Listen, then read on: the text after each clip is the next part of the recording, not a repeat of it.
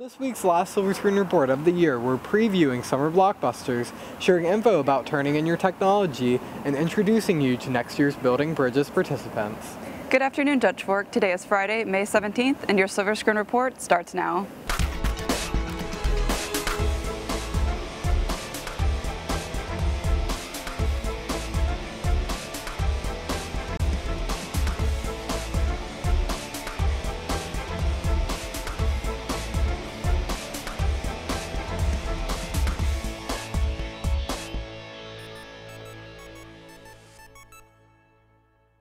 Last Tuesday, the South Carolina House of Representatives passed a bill that allows the state's Education Oversight Committee to explore standardized tests which could potentially be used to evaluate teachers based on their students' scores.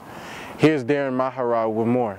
In South Carolina, a bill was created that allows teachers to be evaluated based on tests administered to students. I think it's a good idea to have some testing, right? But using test scores maybe to evaluate teaching may not be completely fair. Because what if one teacher has all of, the AP students and another teacher has only CP students? Obviously, maybe the AP kids would have higher scores. Student and teachers both say that the rule is not fair because this could affect teachers' pay negatively. I don't think it's very fair. I don't think it's fair for anyone to be judged on one day and one test. You never know what kind of students you're going to have from year to year.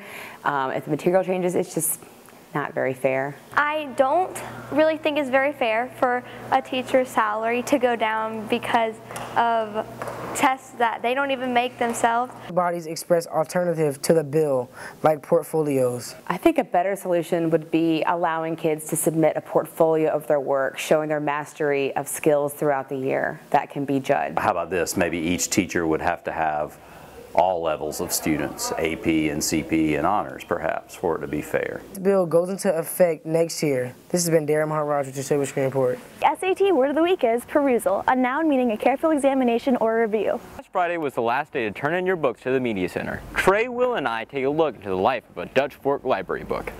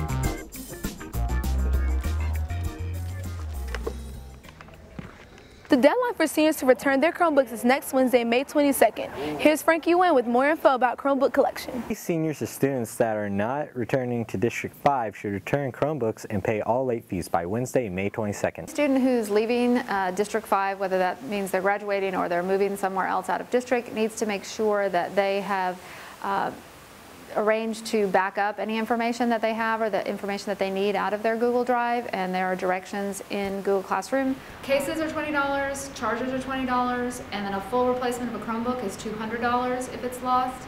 If a student has a damaged Chromebook and has not already used their one damage for the year, and it's clear that the damage has been caused just by accident, that they didn't intentionally damage it or misuse it, then the district would cover that one damage. If they've already used their one repair for the year, then they'd have to pay for whatever it is, a broken screen, broken keyboard. If seniors don't return Chromebooks or pay their fines, they will not be able to walk across stage at graduation. Seniors need to return their Chromebooks by Wednesday, May 22nd at 1 o'clock, and will be open on Monday, Tuesday, Wednesday, the 20th, 21st, and 22nd from 11:15 to 1 o'clock at iCare to collect Chromebooks. And seniors need to make sure that they come during that time.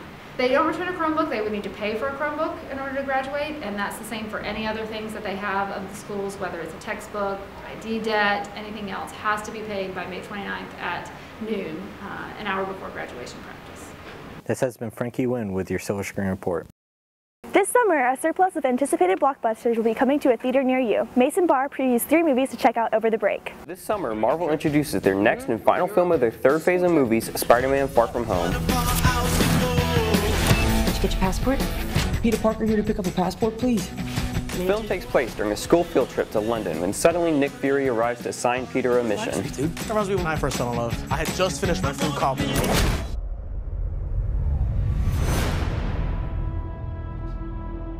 So nice to finally meet you, Spider-Man. I think Nick Fury just hijacked our summer vacation.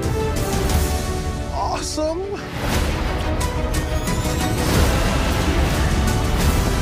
Are you going to step up or not? His mission is to fight against interdimensional beings alongside a new and unsuspected ally, Mysterio. You don't want any part of this.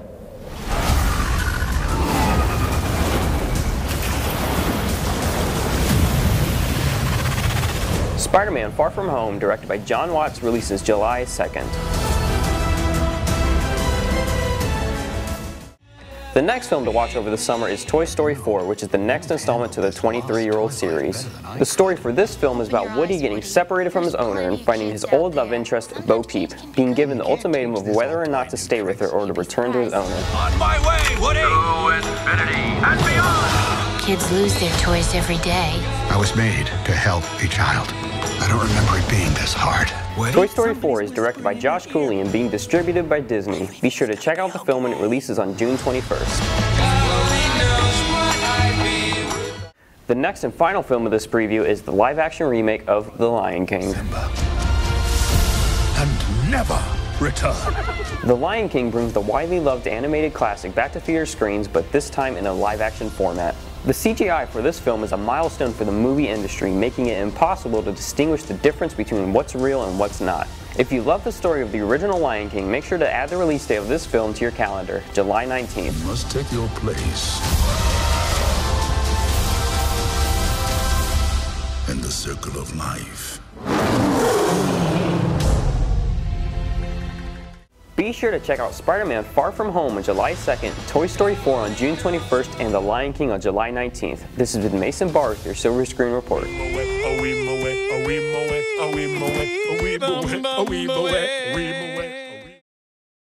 On this week's Kids in the Hall, we asked students about the summer movies they're looking forward to.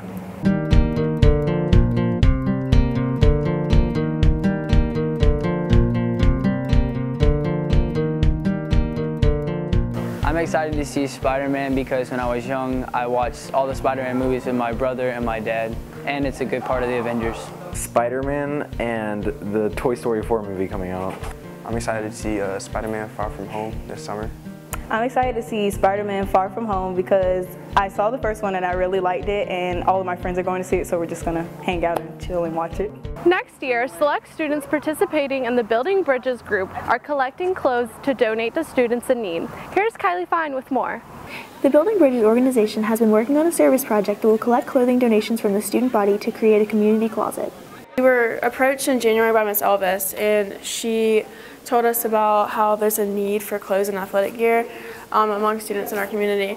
So one thing that we definitely wanted to do was to have something that wasn't like a food drive that was like perishable. We wanted something that could last a long time. It is a place where students in need can go and access clothes, athletic equipment, athletic gear. Members of the Building Bridges organization say other students can contribute by donating clothing. Through the various clubs in the school, then we're hoping that they will come on board and run clothing drives. One thing that we wanted to do was like provide maybe Beta Club service points or NHS hours to get more people involved and just bring the Dutch Fork community together. We're going to be asking clubs to host clothing drives So when we have those, you can go donate through your club. Students in need of clothes can go to their guidance counselors and ask for assistance. If you need clothes and you're trying to get it through Fox's Closet, you have to go through guidance because there's a confidentiality issue if you go to another student about it. We don't want to possibly scare off those who are in need. So our goal is to get guidance involved. We know that all of us sometimes have difficulties asking for help, and sometimes, you know, I may not want everyone else to know that, you know, I really want to participate in track, but I can't afford my spikes. You know, people don't want to, you know, we know that people don't want to do that. So we're trying to keep that confidentiality, really hold close to that. For more information about how to get involved, see Lori Lee. This has been Kylie Fine with your Silver Screen Report. And now for some announcements. Yearbook distribution takes place today during lunch in homeroom in the courtyard next to the book room. If you purchased a yearbook, you should have received a ticket from your homeroom teacher to use as your pass. A limited number of yearbooks will be available for sale, but they are first come, first served. If you don't pick up your yearbook today, you will need to wait until your lunch or homeroom next Wednesday. Tonight, the baseball team takes on Blythewood for the final game of state championship. Gates open at 6 p.m. and first pitch is at 7 at the Columbia Firefly Stadium downtown. Tickets are $8. Senior exams and end-of-course tests begin Monday. See the school website or Google Calendar for the detailed schedule. And now here's Todd with more. Thanks, Maddie. Attention seniors and early graduates. All graduates who will be attending a four-year college or technical college this fall must complete a request for your final transcript, placing it in the hold for grades in parchment to be sent to the college of your choice. The request should be done before leaving school, as your student email address will no longer be valid upon graduation. Transcript requests after August 1st will be $8 per transcript. Directions on how to do this are available in the school counseling department. Seniors, make sure you check your senior Google Classroom groups for information about graduation practice, Colonial Life Arena information, and Chromebook collection. A letter detailing everything graduating seniors need to know was also sent to your home address. Thanks for watching this year. I'm Todd. And I'm Maddie. Be excellent to each other, Foxes.